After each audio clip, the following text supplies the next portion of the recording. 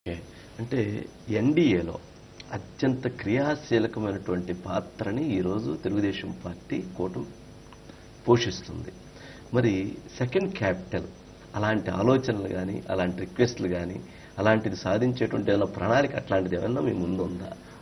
అంటే ప్రస్తుతానికి అటువంటిది యాక్చువల్గా మా ఎన్డీఏలో యాక్చువల్గా ఇక్కడ లేదండి. యాక్చువల్గా నాకు తెలిసినంత వరకు. బట్ అది ఎన్డీఏ కూటమి ఏదైనా డిస్కస్ చేయాల్సింది. యాక్చువల్గా నాకు తెలిసినంత పరిధిలో అది లేదు. ఓకే. అంటే మీరు ప్రజా రాజధాని అమరావతి ఏంటి, ఇతర రాష్ట్రాలలో ఉన్నటువంటి రాజధానులకి అమరావతికి వ్యత్యాసం ఏంటి? ఆంధ్రప్రదేశ్ రాష్ట్ర రాజధానికి ఏంటి డిఫరెన్స్ ఏంటి?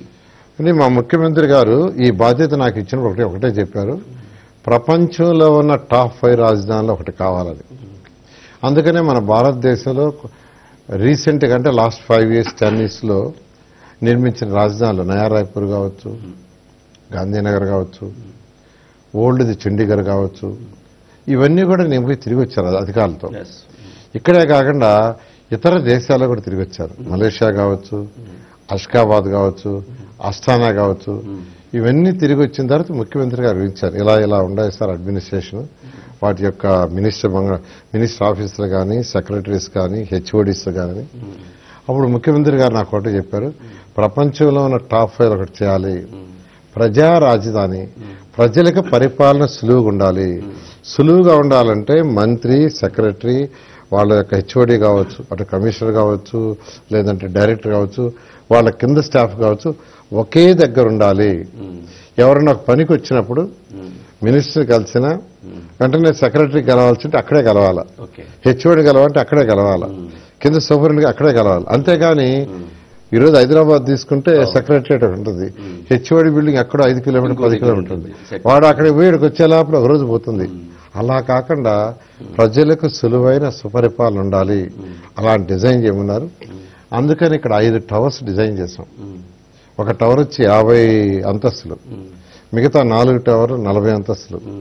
అంటే ఈరోజు హైదరాబాద్లో ఇక్కడ విజయవాడ తీసుకుంటే మన సెక్రటరియట్ కావచ్చు, ఇటు విజయవాడ, గుంటూరు, మంగళగిరిలో అనేక హెచ్ఓడి ఆఫీసులు ఉన్నాయి. అన్ని ఆఫీసులు ఒకే దగ్గరికి వస్తున్నాయి. ఇదే ప్రజలకి సుపరిపాలన, ప్రజా రాజధాని. ఓకే. అసలు ఇక్కడ ప్రజలు ఎలా తీసుకురాబోతున్నారు? అంటే ఒక క్యాపిటల్ అంటే హైదరాబాద్లో 1 కోటి జనాభా పైన ఉన్నారు నారాయణ గారు. మరి ఇక్కడ ఇంత ప్రజా రాజధాని అని చెప్పబడుతున్న ప్రజా రాజధానికి 1 కోటి మంది, 50 లక్షల మందిని ఎలా తీసుకురాబోతున్నారు? ఎలాంటి ప్రణాళిక ఉంది మీ దగ్గర? యాక్చువల్గా ఈ రాజధాని చేసేటప్పుడు డిజైన్లో 30 లక్షల మంది రాబోయే 15 years లో ఉండే విధంగా డిజైన్ చేయడం జరిగిందండి. అయితే ముఖ్యమంత్రి గారు యాక్చువల్గా ఈ మధ్య మాకు ఇన్స్ట్రక్షన్ ఇచ్చారు, రాజధాని డెవలప్ కావాలంటే కేవలం రోడ్లు, డ్రైన్స్ వేస్తే కాదు, అడ్మినిస్ట్రేటివ్ బిల్డింగ్స్ ఉంటే కాదు, అక్కడ ప్రజలు ఉండాలి. ప్రజలు నివసించాలంటే ఇక్కడ ఇండస్ట్రీస్ రావాలి, నాన్ పొల్యూటెడ్ ఇండస్ట్రీస్. అదేవిధంగా నాన్ పొల్యూటెడ్ ఇండస్ట్రీస్ ఎప్పుడు వస్తాయి? పెద్ద పెద్ద ఇండస్ట్రీస్ రావాలి, ఇది ఐటీ కానీ అటువంటి. అవి రావాలంటే దేశ విదేశాల నుంచి పెట్టుబడి పెట్టేవాళ్ళు రావాలా. పెట్టుబడి పెట్టేవాడు రావాలంటే ఏ బెంగళూరులోనూ, చెన్నైలోనూ దిగి కార్లో రావడానికి ఇష్టపడరు. వాడికి ప్రతి గంట, ప్రతి నిమిషం క్యాలిక్యులేషన్. కాబట్టి విదేశాల నుంచి కానీ, వేరే రాష్ట్రాల నుంచి కానీ అలాంటి ఇండస్ట్రీస్ రావాలంటే ఒక ఎయిర్పోర్ట్ ఉండాలి. ఈరోజు హైదరాబాద్ తీసుకుంటే పాత ఎయిర్పోర్ట్కి, శంషాబాద్ ఎయిర్పోర్ట్కి తీసుకుంటే ఆ రోజు ముఖ్యమంత్రి గారు 5,000 ఎకరాలను యాక్చువల్గా శంషాబాద్ ఎయిర్పోర్ట్ తీసుకుంటే అందరూ ఎగతాళి చేశారు. అదే ఎయిర్పోర్ట్ దూరదృష్టితో చేయకుండా ఉంటే ఈ మొదటున్న ఎయిర్పోర్ట్లో 10% ఫ్లైట్లు కూడా దిగవు. మిగతావన్నీ బెంగళూరు, చెన్నైలో దిగాలి, అక్కడి నుంచి మళ్ళీ కార్లు వేసుకురావాలి. ఎంతో దూరదృష్టి ఆలోచన చేయబట్టే ఈరోజు డెవలప్ అయింది.